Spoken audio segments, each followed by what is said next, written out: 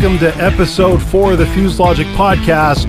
Today, wow, man, we are going to kick into the NFL, the CFL on the show, on the big show, the Fusedlogic podcast. We got Garrick Jones, retired former NFL and CFL star, offensive tackle, known as the Boss Man 73, played for the Houston Texans, Jacksonville Jaguars, and also not to forget our Canadian fans. He's also a former Edmonton Eskimo. He played for the Calgary Stampeders and the Winnipeg Blue Bombers as well. Welcome to the show, Mr. Jones. Hey, thank you, guys. It's good to be here, man. So you are living now currently down in the Houston, Texas area generally, is that right? Yes, sir. Yes, sir. Back in good old Houston. Just loving every minute of it, man. It's a lot of opportunity out here, and I'm just made my way back to finish what I started. Well, you know what? I can't wait to get into a whole host of things, talking about not only your pro career, but also, a career as a football player, trying to make it in the game, and then actually get signed by an NFL team. I'd like to talk about that. I want to talk about the challenges that you had while you were struggling player trying to get noticed, and then actually the struggles you had while you were playing in both the NFL and the CFL. Let's give, let me set the table here for you, Garrick, and talk about, back in 2002, you signed with the Jacksonville Jaguars. Let's tell the audience, first of all, how did you get noticed by an NFL team? And, you were undrafted. How did you get their attention and then, get them to come out and see what you got for skills? It's kind of funny you asked that. In order for them to give me an opportunity, I had to pretty much create one, so to speak. I went to Arkansas State University in Arkansas, which is considered the other Arkansas outside of the Razorbacks and the U of A. I actually left school after my junior year. I had a ton of things going on at home, a ton of things going on at the school, regarding the football program and the coaches at that time. With my major that I was my emphasis as far as for studies. It became that I was an athlete student instead of a student athlete, so to speak. So we had a lot of discrepancies, nonetheless. But it got to a point, man, where I ended up leaving after my junior year just because of everything that was going on. So I was out of ball. I didn't have a senior season, but I had the opportunity to play against guys that got drafted, and I held my own against those guys. So I was on radars of scouts and teams during my career, at Arkansas State University. But basically, it got to a point to where the situations at home, they got a lot better. So I decided to, figure out the next move for myself because I wasn't happy because I knew I still wanted to play ball, and I still knew that, I had what it had taken or what it took at the time to get to the next level. So I just had a mindset that, I was going to be a pest. I was going to be just in the face of the scouts anytime that I could, whether it be packing up my car and driving across country, just to show these scouts that I was there and I was a professional without being paid to be professional at that time. And I just had to learn how to market and promote myself. So everywhere the scouts were showing up to work out guys that they were looking at for the draft, I was popping up. I had tapes, I had my cleats in hand, and I looked the part. I had to really transform my body. I had to transform my mind at the same time. So I had a commitment to make it, so I had to prove to them that I was worthy of it. So eventually traveling across country and getting with the right people, which was my agent at the time, Jeff Courtney and John Murphy, who was a GM up there with Saskatchewan right now, with Chris Jones and those guys. They were the ones that helped. They helped me along the way. And I did my part as far as the physical aspects of it. But by the time I got down to the Senior Bowl, where they were working a lot of guys out and getting ready for the draft, I had made a lot of noise, just traveling across country, just showing people what I could do. And Jacksonville was there, and a lot of other scouts that told me no. They were there, and it got to a point to where they just said, "Look, we're going to work you out," and they worked me out, and I showed up, and I did what I needed to do. So Jacksonville said, "Hey, man, by the time you get to your pro day, if you show up and you do what you need to do, we're going to give you an opportunity." And it turned out that that's what the situation was. I mean, it was a long shot to be drafted, but I almost got drafted without a senior season. But I ended up going high priority free agent to those guys, and they basically gave me a tryout, for their organization, and that's what it was. I went for a 3-day tryout, and they ended up giving me a contract after that. Man, So, that's how it started. Garrick, that is such an awesome story. What I love about that story is the fact that you turned yourself and your career into a marketing project. You just grinded it out. You persevered. You never said die. And you went out and you did what you had to do. And so many people just give up at that moment. So many people just go, I guess I'm not going to, I guess I'm not cut out to be a player.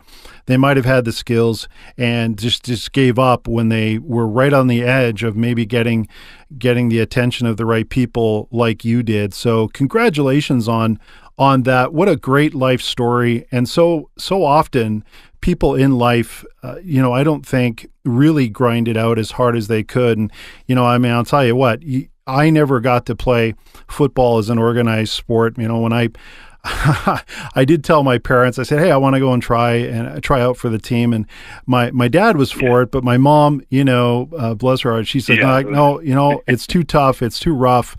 You're going to get hurt. Exactly. You can't go out and play." And I said, "Well, okay, then I'm going to go play hockey. And, you can't stop me from that. I'm a Canadian boy. I'm going to play hockey for sure." And, I mean, listen, arguably hockey has its own bumps and grinds, not the same as football, but it's still a pretty tough sport. And so I loved hearing that story. Thank you so much for sharing that. And so, you went on to play with the Kansas City Chiefs and the Atlanta Falcons, and, you had quite a round in the NFL. When we talk about you becoming finally a pro player, at that moment when you found out that they were going to sign you, what was going through your mind at that moment when you're actually like reading the NFL contract, you're going through it with your agent, you're looking over it, and I mean, you get told that moment, who told you that they were going to sign you? Was it your agent or was it somebody from the team? Well, it was my agent. They did a lot of the legwork as far as, paperwork and discussions, behind the scenes. And I was a part of a lot of those discussions. But they pretty much informed me, like, "Listen, hey, this team here, they like you. They want to sign you," and those types of things. So even though I had went to Jacksonville, I had the opportunity to be involved with the politics of the sports. And I learned a valuable lesson. Even though you put the work in, you may get released. I mean, I was released from Jacksonville midway through training camp because of numbers. Them bringing in other guys with more experience and so on and so forth. So Right. Once they released me, I ended up going up to Winnipeg. And that's where the aspect of me playing ball and that was really my first professional ball club was in Manitoba with the Bombers. So I came there and I played, and all of the scouts that told me no here in the States, they were there watching other guys, and they quickly figured out that I was the guy that, was being a pest, and just letting them know, "Listen, I'm going to be a professional athlete." And once I got a chance to go up there, I played like 9 or 10 games, and I played well enough to get the attention of all these guys. And once I was done there for the season, I came back home, and then I was being flown, to various teams. I think I went to like 13 or 14 teams in a row. So it was a journey like that. But when you actually get that contract in front of you, and it's no longer you and everybody else that's on your team or people that that are supporting you, it's basically you and that general manager for that ball club, and you're sitting there and you're looking at the contract. And the crazy thing about it is the contracts are a mile long, but you only have so so much time before you're needing to get to practice. So you can't take too long with it. But my agent informed me, man, and he said, hey, everything's good. We went through everything. You can go ahead and look it over. And I mean, I just was, it was a very emotional point for me because I knew that all the hard work had just begun. You know, it was time to really go to work now. You know, Yeah. a lot of people say you made it, but no, it was truly the work was just beginning for me, and I knew it. But I knew that I had an opportunity. You know, you created that opportunity out of nothing in terms of, you know, just getting out there and driving it and not being top of mind, playing for the Winnipeg Blue Bombers. What a great opportunity that was. You know, even though I'm not a big Blue Bombers fan, of course I'm an Eskimos fan. You know, you mentioned the unfortunate, you know, team to our east, the Rough Riders and those guys, and you know there's a big rivalry there because you've played in it. So, but you know, exactly. I want to drill down now, and thank you for sharing that. So let's drill down into the kind of challenges now as a pro player that you overcame. So now, yeah, the real work begins. You're a pro. You've got to keep your job. You know, you've got physical requirements, obviously, as a pro athlete, but you've also got that responsibility of being a leader off the field. Tell me about some of the struggles and challenges related to being a pro athlete that maybe most people who aren't a pro athlete don't recognize. And how did you just tell me one example, one challenge that you maybe didn't expect but came up. Oh man, so many of them. I would say the biggest challenge for myself was learning how to navigate a family and starting a family, excuse me, while being employed as a professional athlete. The demands that both of them have on you, the stress levels. I mean, it's the thing about professional sports is it's a high stress level job each and every day. Somebody's coming to replace you each and every day, so there's really no job security. So with that in mind, the demands that are placed upon athletes is very high because we are the show. You know, it's all about entertaining the fans and at the same time being there for the community and at the same time even more so being there for your family.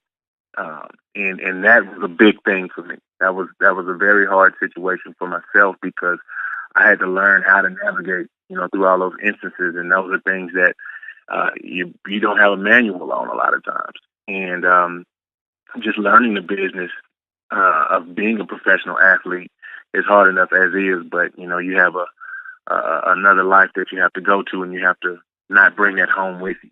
Yeah. And that's a very hard deal, especially for someone who's 21, 22, and 23 and hadn't really lived life yet. So when you're in that position, and just it's a constant evolution, man. That was probably one of the hardest things for myself to learn and go through, but it made me who I am today. So going through that struggle of managing a pro career and also keeping basically a work-life balance. And I know that many people listening to the show right now, regardless of what kind of business they're in, what kind of job they have and role, right? Everybody's trying to balance that work life, right? Exactly. So what is a single tip that maybe you could provide listeners and young players who are at the beginning of their career when it comes to managing work-life balance and the pressures of being a pro athlete? What are a couple of things that you pick up on that you could share? I would say number one, man, just being spiritually grounded, being able to have outlets, and being able to share, you know, your experiences with people who've been there and done that. You have to have a support system in some way, shape, form, or fashion. And that's whether you're playing professional sports or you're in business or you're working for someone else for the rest of your life. You have to have people or things that you can go to that kind of gets you back, you know, centered and in balance. You know, because ultimately, if you are not in a good position, you can't make everything else go, you know? So that probably would be one of the things that I would say. Just being balanced and just having an outlet and having a support system, man. That's going to be your biggest thing, because everything else will come, and you'll learn how to deal with everything. But just keeping yourself together, because you have to be your biggest advocate. Do you want to give a quick shout out to maybe a mentor or somebody that you relied on during those sort of tough times, whether it's family related or it's pro career related? Is there somebody you'd like to give a shout out to and just say, you really appreciated them being a mentor, or being maybe just somebody who listened? Oh man, it's so many people. There's so many people that I ran across that were teammates that were going through the same things. Oh man, just people from my past, my old coaches. Even the children, the youth athletes that I used to work with. Those guys, they kept me centered and kept me grounded, because they were so fresh and had new ideas and those types of things. And like I say, I just tried to find. It wasn't just one person. My mom was there. She would always be there to talk, and that's a blessing in itself. And just family and friends. But I think for myself, collectively, the people that I came into contact with, I found a way to identify with them and their struggles, and kind of apply what they were going through toward my situation. So you were also maybe a mentor to others, not only in the programs with children, but also maybe just a real solid friend to your teammates and folks around you. So that's a really obviously a wonderful thing about you and your character. Let's talk a little bit about now the pro career is over. You've retired and you're not playing ball anymore at this point.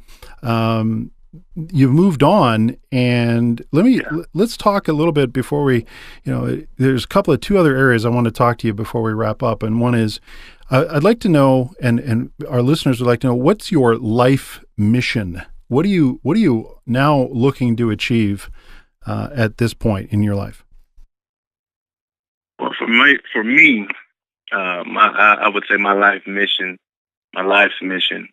is to make sure that I leave my family's situation better when I'm gone than when I first got here. Because I'm a firm believer in making sure that the next generation has it better than I had it when I came in. And I think for myself, just educating and being educated in things that will help the next generation and my legacy. Making sure that they're going to be okay, and they can spread the knowledge that I teach them, or the things that I give to them. They can spread the knowledge, and it can go viral in some way, shape, form, or fashion. I'm a firm believer in that, man, that if I'm able to take care of my family from the grave, I've done something. And from my background, it's always been, when somebody passes away, they leave bills instead of wheels, and that's not what I want for my legacy, so that's what I say. That's my situation. I think that's terrific. I think a lot of people listening can really, relate to obviously wanting to support their families going forward, their children if they have them, or their grandparents and parents and brothers and sisters if they have them. And I think that's just a really honorable thing, and I think a lot of people can relate to that. Let's talk about, though, how now you are impacting many other lives. When you started you're a co-founder of the States Development Football League, or as you say, the SDFL. And so if more people want to find out about the SDFL, just as a quick hit, first of all, make sure you tell them where to go in terms of the website address. But, what is it about the States Development Football League that sets it aside from other football leagues that exist out there? Well, with the States Developmental Football League, what we do is we teach from testimony. I'm always saying, if I've never been there before, I couldn't possibly tell you how to get there.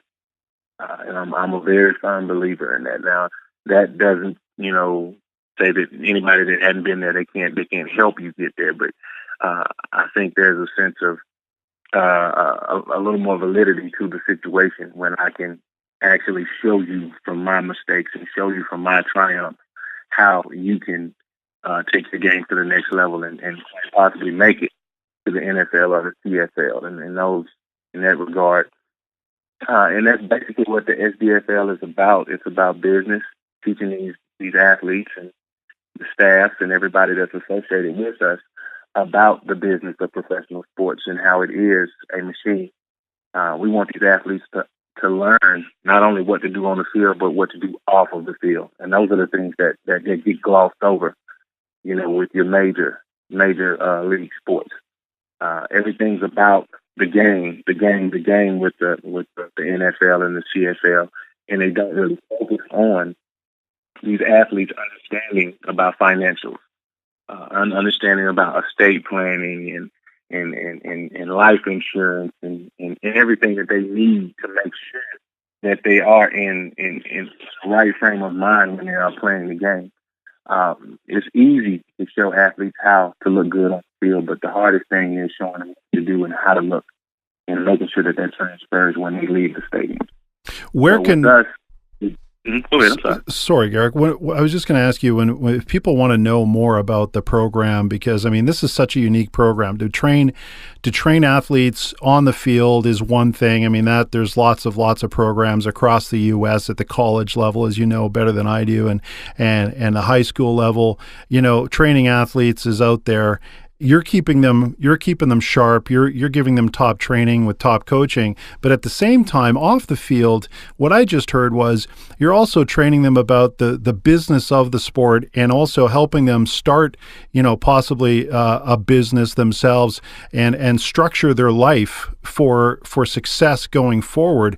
Man, what an advantage that players who play with you in your league, will have because of being a part of it. That's just phenomenal. So, how can people, how business owners are listening to this podcast right now, how can they get involved potentially, or how can they reach out to you and talk to you about this? Well, number one, they can go to the official site, and that's www.officialsdfl.net. Or they can just do a search for Garrick Jones or the State's Developmental Football League, and they'll find pretty much any and everything they need in order to contact us. We're all over social media. We're connected with LinkedIn through my profile. We have Instagram accounts, the SDFL Network. We have hashtags for SDFL Reloaded or hashtag SDFL Regionals. You name it. You're out there. We're a part of it. Yeah, we're out there. We're out there. Let's my last question before I let you get on with your day, and I really appreciate all the time you're spending with us. But my last question for you is, what is it that you're still looking for? What if we could reach out into the world right now and get you in touch with somebody or an organization of some type anywhere in the world? Who is it that you're looking to align with, or a type of organization that you'd like to connect with? Who can in the audience help you reach out to? I think we would want to reach out to organizations or people that get it, that get what we're trying to do, what we're trying to accomplish, because in life, man, if you're here to serve, eventually you'll get more, and that's our motto. It's we want to be able to give these athletes as much as we can, so that we have a league of millionaires, not just one or two guys making all the money, but not only the athletes, but everybody down to the groundskeepers, even the fans will be able to benefit from what we're doing. And that's the thing that I learned playing ball. When I played ball, I got paid well, but I didn't get paid what I was worth. So what we want to do is we want to set these guys up and set everybody up that's a part of our organization. We want them to be able to take what we teach them and take that to their own part of the earth and make their difference. So whether you're going to the next level on the field or going to the next level in life or in business, we want to be a part of that and just show people how to hunt as well as fish. So we just want to deal with organizations that get it. Of course, they'll from a monetary standpoint, with the things that we have set up, we'll make plenty of money. But we want to make plenty of differences in lives, even differences in lives, and that's what we're about. Yeah, I think that's got to be at the core, right? If you're making the difference in a person's life and you're raising them up and you're showing where the value is, the money will follow as part of the business and the sport. But what a great legacy that is to leave, your family and friends and all the players and the folks that support that league. So congratulations to you and everybody associated with the SDFL. And it's a lot of work. I mean, I've never been through trying to start a football league, but man, I'll tell you, it's got to be just an insane amount of work. So congratulations on that there, Mr. Commissioner. That is a fantastic, just to get to this point is just a fantastic accomplishment. And so I want to thank you again, Garrick, for coming on to the Fusedlogic podcast and sharing your story and answering these questions for the audience. And I know that there is a ton of value in what you just shared. There's so many life lessons there that you shared that you had to struggle through and learn from. And I really appreciate everything that you've shared and the stuff that you're doing. And I really do hope that people go and check out the website and connect with you and find ways to maybe, do a business deal or buy a jersey, or in fact, in some case, actually take in a game and watch these players on the field. And, football is such a great sport, but a lot of times, man, we forget the lives away from the game and we don't really get to see that side of it. So thank you so much again, Garrick, for sharing that. Boss Man 73. I know you were 66 when you're up here at the Edmonton Eskimos and so on. And so it was really enjoyable to watch you play. And, thank you again for your sharing your time. It's really appreciated. Hey, appreciate it, man. Thank you so much, man. It's always a pleasure catching up with you, Walter. Good luck with the league, Garrick. Take care. We'll talk to you soon. Yes, sir. Thank you, guys. Thank you much. That was Garrick Jones, man. I'll tell you what do I take away from that interview? I can tell you that I take away never give up. No matter what, believe in yourself, power through, persevere, and don't take no for an answer. And you know what no stands for, of course? It means next opportunity. So way to go, Garrick. Way to persevere, and thank you so much for being on the show. Every episode I like to do a client showcase. This episode's no different. I want to talk about Dr. Wiebe at Strathcona Dental Clinic, Fusedlogic client. We had a lot of fun working with his dental clinic and the team. And I'll tell you what, Dr. Wiebe is wonderful in terms of his approach to making you calm, because I really need that as a patient. I need a really calm and relaxed atmosphere because I get kind of nervous. I'm one of those nervous patients. Dr. Wiebe's been great, and I really thank him for his business and working with Strathcona Dental Clinic. I'm still continuing to read the book The One Thing, written by Gary Keller and also co-written by Jay Papasan. Now, Jay has agreed to come onto the podcast, so I'm super excited and happy to announce that Jay Papasan, the co-writer of The One Thing, will be on the Fusedlogic podcast, so look for that episode coming up. We, of course, have, we're out there in social media, right? We've got the @Fusedlogic Twitter account. I've got my Twitter account. We're on Facebook. We're on all the really major social networks, as I'm sure many of you are. We launched a new Twitter account for this podcast. It's called @FusedLogicPod. So please go out and follow that and look for the updates on the podcast, upcoming guests, questions you'd like us to ask. Please interact with us there and on Twitter at FusedLogicPod. Also, of course, head over to Facebook. If you're a big Facebook user and you love that platform, no problem. We've got a Facebook fan page. Check us out, Fusedlogic on Facebook. And if you want to listen to all of the past episodes we've got, head to fusedlogic.com/podcast. So once again, thank you so much for listening to this Fusedlogic podcast. It was episode number 4 with Garrick Jones. And, if you got a minute, please head over to newbeginningsmexico.org and make a small donation today.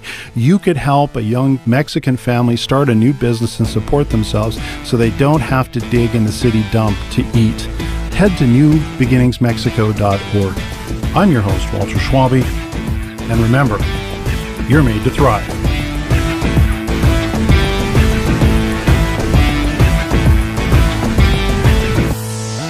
Fusedlogic. Analytics and engagement evolved.